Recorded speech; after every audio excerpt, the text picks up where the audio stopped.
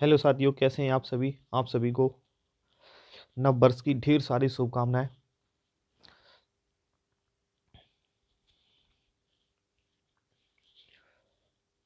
दो हजार इक्कीस हम लोगों के लिए कोई खास नहीं रही है, लेकिन कोशिश ये करेंगे कि 2022 हम लोगों के लिए, हमारी फैमिली के लिए बहुत खास बने। और इसके लिए हम लोगों को जितनी मेहनत करनी पड़े करेंगे, और 2022 में श्योर सक्सेस लेनी ही लेनी है, क्योंकि बहुत टाइम हो गया आप लोगों को भी तैयारी करते करते। तो कोशिश ये रहेगी कि आपको जो भी मटेरियल प्रोवाइड कराया जाए, बहुत ही अच्छा सा कंटेंट होना चाहिए। और कल हम लोगों ने इस पे आपका बात की थी, यानी भारतीय राज्य व्यवस्था का पार्ट 1 अपलोड हो चुका था। आज भारतीय राज्य व्यवस्था का पार्ट 2 अपलोड होना है। तो सभी जितने भी हमारे दोस्त हैं, जिसने भी चैनल को सब्सक्राइब नहीं किया, चैनल को सब्सक्राइब कर लो। और वीडियो पसंद आए तो वीडियो को लाइक ज़रूर कर देना, और वीडियो को अपने दोस्तों में ज़रूर शेयर कर दिया करो, क्योंकि ये चीज़ें बहुत अच्छी हैं। आपके जो फ्रेंड्स हैं उन्हें बहुत हेल्प करेगी। चलो, आज का जो फर्स्ट क्वेश्चन है, कल तो हम लोगों ने थोड़े थ्योरी करके की पॉइंट्स उसके बाद क्वेश्चन किए थे, लेकिन आज हम लोग क्वेश्चन ही सीधे करेंगे, क्योंकि क्वेश्चन करना बच्चा ज़्यादा चाहता है, क्योंकि थ्योरी तो वो पढ़ता रहता है, तो क्वेश्चन में थोड़ी सी दिक्कत होती है। ये सारे सारे क्वेश्चन हम आज करेंगे। और आज वो हम क्वेश्चन कर रहे हैं, वो हमारी जो आपकी बुक आती है घटना चक्र, यूपी पीसीएस के लिए जो स्पेशली घटना चक्र होती है, उसी के सारे सारे क्वेश्चन हैं, और सारे सारे क्वेश्चन आए हुए। चलो हम बात करते हैं क्वेश्चन नंबर फर्स्ट पे। क्वेश्चन नंबर फर्स्ट में देखो क्या क्या रखा है। निम्न निम्नलिखित में से किस अधिनियम के अंतर्गत भारतीय विधान परिषद के बजट पर बहस करने की शक्ति दी गई? ठीक है, तो इस क्वेश्चन ऑप्शन दे रखे हैं भारतीय परिषद अधिनियम 1861, भारतीय परिषद अधिनियम 1892, भारतीय परिषद अधिनियम 1909, भारत शासन अधिनियम 1919। ठीक है, तो इसका जो राइट ऑप्शन होगा वो कौन सा हो जाएगा? यानी भारतीय परिषद अधिनियम 1892। ठीक है, भारतीय परिषद अधिनियम 1892 में ये शक्ति पर दी गई थी कि भारतीय विधान परिषद में बजट पर बहस की जा सकती है। इसकी अगर आप व्याख्या देखें तो व्याख्या भी पढ़ सकते हैं। व्याख्या में देखो दे रखा है 1892 की भारतीय परिषद अधिनियम ने विधान परिषद की कार्यों में वृद्धि की है। इसके तहत बजट पर बहस करने की शक्ति दी गई, परंतु मतदान का अधिकार नहीं था। इस अधिनियम के तहत 6 दिन की पूर्व नोटिस पर कार्यपालिका से प्रश्न पूछने की अनुमति दी गई थी, परंतु पूरक प्रश्न पूछने का अधिकार नहीं था। ठीक है, तो ये इसकी व्याख्या थी। अब चलते हैं next question number second. Question number second में क्या कहा गया था? क्वेश्चन नंबर सेकंड को बात कर लेते हैं। ब्रिटिश भारत में सांप्रदायिक प्रतिनिधित्व की व्यवस्था निम्नलिखित में से किस अधिनियम द्वारा की गई? यानी ब्रिटिश भारत में सांप्रदायिक प्रतिनिधित्व की व्यवस्था किसके द्वारा की गई? तो ये की गई थी आपकी मार्ली मिंटो सुधार 1909 के द्वारा। ठीक है, तो इसे याद रखेंगे। अगर इसकी आप व्याख्या चाहते हैं तो व्याख्या को चलो आगे वाले उस पर होगी, तो हम चलते हैं नेक्स्ट क्वेश्चन। देखो उस क्वेश्चन की व्याख्या, भारतीय परिषद अधिनियम 1909 मार्ली मिंटो सुधार 1909 द्वारा ब्रिटिश भारत में सर्वप्रथम सांप्रदायिक प्रतिनिधित्व व्यवस्था की गई थी, जिसके अंतर्गत मुसलमानों को पृथक निर्वाचन मंडल का प्रावधान किया गया था। क्वेश्चन पूछा जा सकता है कि जो मुसलमानों का जो पृथक निर्वाचन मंडल था वो किसके तहत कर दिया गया था? तो मार्ली मिंटो सुधार 1909 के द्वारा, यानी भारत परिषद अधिनियम 1909। अब हम बात करते हैं क्वेश्चन नंबर 3।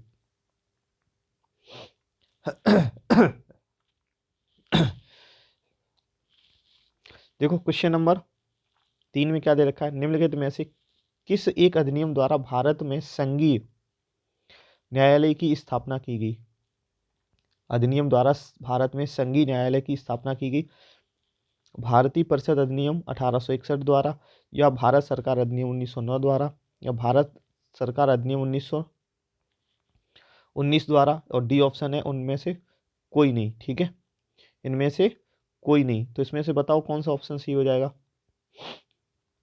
क्वेश्चन तो आप लोगों ने पढ़ लिया होगा, ठीक है। तो इसका जो राइट ऑप्शन होगा वो डी होगा, यानी इनमें से कोई नहीं। हमारा डी ऑप्शन इसका राइट होगा, क्योंकि जो इसकी स्थापना की गई थी आपकी 1935 में की गई थी, ठीक है। 1935 में, देखो इसकी व्याख्या भी दे रखी है। भारत संघीय न्यायालय की स्थापना 1 अक्टूबर 1937 को, ठीक है, हुई तो 1937 में हुई थी, लेकिन जो अधिनियम हुआ था उसके 1935 के तहत की गई थी, तो इसलिए उसमें कोई ऑप्शन नहीं था हमारा। अब चलते हैं question number next, question number 4। अब देखो इसमें पूछा भी गया, भारत का संघीय न्यायालय निम्नलिखित में से किस वर्ष में स्थापित किया गया। तो अभी जस्ट ही देखा था, तो किस में किया गया था, 1937 में। चलते हैं नेक्स्ट क्वेश्चन, क्वेश्चन नंबर 5। पूछा गया केंद्र में द्वैत शासन किस अधिनियम के अंतर्गत स्थापित किया गया था। केंद्र में द्वैत शासन, तो ऑप्शन दे रखे हैं 1909 में, 1919 में, 1935 में, 1947 में, ठीक है। तो आप सभी को पता है 1935 में किया गया था, 1935 में, 1935 में। इसकी व्याख्या देख लो। भारत सरकार अधिनियम 1935 के अंतर्गत केंद्र में द्वैत शासन एक नए अखिल भारतीय संघ की स्थापना तथा प्रांतों में द्वैत शासन व्यवस्था को समाप्त करने का प्रावधान किया गया था। यानी जो हमारे प्रांत थे वहां पर द्वैत शासन था, उसको खत्म कर दिया गया, लेकिन लगा कहाँ दिया गया, केंद्र में द्वैत शासन आ गया, ठीक है। तो ये इसकी व्याख्या थी। अब चलते हैं question number next,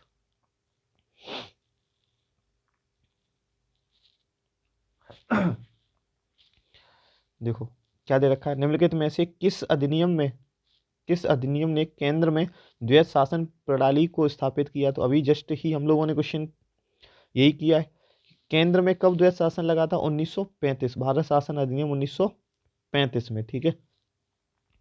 next question पे चलते हैं, क्वेश्चन नंबर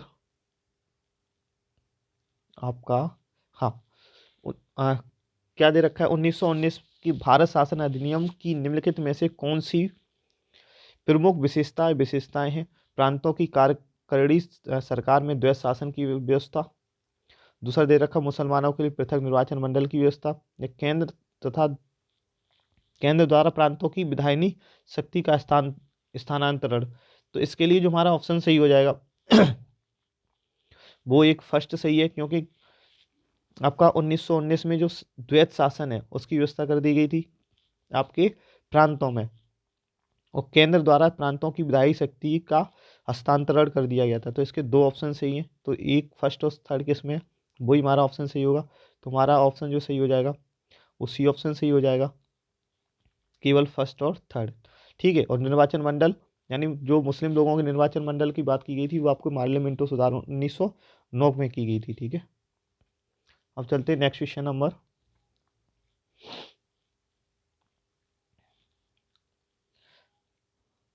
क्वेश्चन नंबर 8। भारतीय विधान पालिका प्रथम बार द्विसदनी बनाई गई। भारतीय विधान पालिका प्रथम बार द्विसदनी कब बनाई गई थी आपकी, 1892 में, 1909 में, 1919, 1935 में, ठीक है। तो अभी मैंने आपको बोला था केंद्र में तो 1935 में था, लेकिन विधान पालिका कब किया गया था इसका बताओ। इसका राइट ऑप्शन, यानी 1892 में, या तो 1900 आपका 9 में किया गया था, या तो 1919 में, या फिर आपका कब किया गया था बताओ इसका ऑप्शन। केंद्र की अगर हम बात करें तो आपका 1935 में था, ठीक है, 1935 में था। अगर राज्यों की बात करें तो मैंने अभी जस्ट थोड़ी देर पहले ही बताया था ऊपर, 1919 में, ठीक है, 1919 में आपका लागू किया गया था। अब चलते हैं नेक्स्ट क्वेश्चन पर हम लोग, क्वेश्चन नंबर 9। आप चाहो तो इसकी व्याख्या एक बार पढ़ लेना, ठीक है। लो मैं एक बार कर देता हूँ, धीरे धीरे आप लोग वीडियो रोक के पढ़ सकते हैं। चलो नेक्स्ट क्वेश्चन आपका, केंद्र में कौन सा एक्ट द्विसदनी विधायिका लाया था। केंद्र में कौन सा सदन द्विसदनी विधायिका लाया था। तो अभी जस्ट ही बोला था हम लोगों ने 1919 में। नेक्स्ट क्वेश्चन, भारत की राष्ट्रपति की अध्यादेश निर्गत करने की शक्ति प्रेरित करती है। यानी जो राष्ट्रपति अध्यादेश जारी करता है उसको जो शक्ति ली गई है वो कहाँ से ली गई है, किसके समान है, ये हमें क्वेश्चन पूछा गया। तो आपका क्वेश्चन नंबर ऑप्शन देके पढ़ लेते हैं। भारत सरकार अधिनियम 1919, भारत सरकार अधिनियम 1935, भारत सरकार अधिनियम 1909, भारत सरकार अधिनियम 1947। तो आपका भारत सरकार अधिनियम 1935, क्योंकि आपको भी पता है कि जो हमारा संविधान है वो जो आपका भारत शासन अधिनियम 1935 आया था, लगभग 70 से 80% यहीं से लिया गया है। तो ये याद रखना, सबसे ज़्यादा यहीं से अडॉप्ट किया गया था भारत शासन अधिनियम 1935 के द्वारा। हम लोग बात करेंगे भी आगे। अब चलते हैं नेक्स्ट क्वेश्चन 11।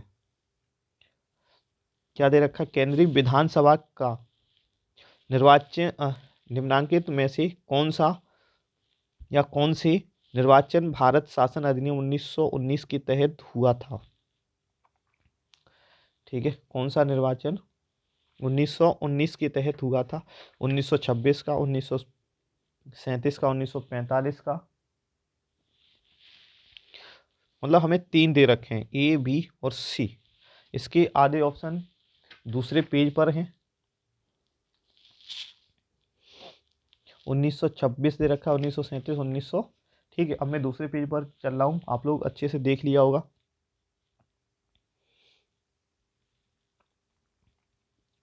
ऑप्शन देखो, इसमें से ये बोला गया कौन सा सही है, इसमें से केवल ए, बी और सी, ए और सी, ए, बी और सी। ठीक है, तो इसके लिए 2 ऑप्शन सही हो जाएंगे आपका, यानी ए और सी। जो आपकी डेट थी ए में कितनी थी? 1926, और सी में कितनी थी? 1945। इसमें व्याख्या भी दे रखे 1926 और 1945 का केंद्रीय विधानसभा चुनाव भारत शासन अधिनियम 1919 के तहत हुआ था। अब नेक्स्ट क्वेश्चन चलते हैं 12। क्वेश्चन नंबर 12, निम्नलिखित में से किस अधिनियम द्वारा संवैधानिक निरंकुशता का सिद्धांत प्रवृत्त किया गया था? बताओ। ऑप्शन 1909 का भारतीय काउंसिल अधिनियम, 1919 का भारत सरकार अधिनियम, 1935 का भारत सरकार अधिनियम, 1947 का भारतीय स्वतंत्रता अधिनियम। ये एमपीपीसीएस प्री में पूछा गया था 2017 में। इसका कौन सा ऑप्शन सही होगा? आप लोगों ने मेरे ख्याल से ऑप्शन पढ़ लिए होंगे। ठीक है, तो इसका जो राइट आंसर जो हमारा सही होगा वो होगा आपका भारत शासन अधिनियम 1935, यानी सी ऑप्शन हमारा सही हो जाएगा, 1935 का भारत शासन अधिनियम। अब चलते हैं नेक्स्ट क्वेश्चन पर। आप चाहो तो इसकी व्याख्या पढ़ सकते हैं। भारतीय संवैधानिक निरंकुशता का सिद्धांत भारत सरकार अधिनियम 1935 द्वारा प्रवृत्त किया गया था। यह अधिनियम ब्रिटिश संसद द्वारा पारित सर्वाधिक विस्तृत अधिनियम था। साथ ही यह भारत के लिए तैयार संवैधानिक प्रस्तावों में से सबसे जटिल दस्तावेज था। इस अधिनियम में भारत संघ की स्थापना, संघीय न्यायालय, केंद्र और राज्यों की मध्य शक्तियों का विभाजन आदि व्यवस्था की गई थी। ठीक है, तो इसकी ये व्याख्या थी। अब चलते हैं हम लोग क्वेश्चन नंबर 13 पे।